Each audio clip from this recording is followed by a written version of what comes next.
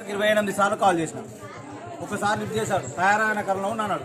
ఇప్పటి వరకు ఆయన మొక్క నిందులు 20 రోజులు సమస్య అయ్యప్ప కాలేదా త్యాగరాయ నగర్ కాలనీలో ఉంటే ఇక్కడికి రారా సమస్యకి?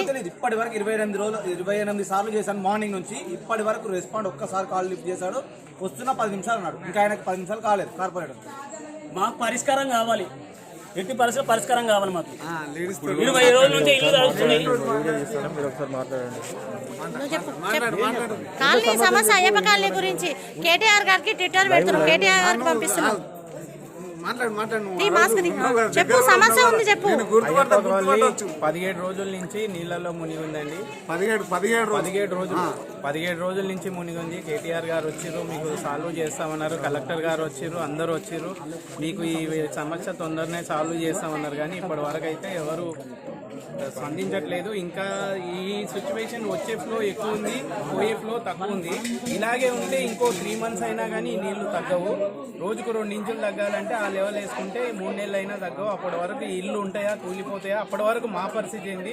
రోడ్ల మీద ఉండే పరిస్థితి మాది. చుట్టాల ఇళ్ళల్లో ఉండలేము, ఒక నెలకి కిరాయి పెట్టుకోలేము. కిరాయిలు అన్నీ పెట్టుకునే స్తోమతలు కావు.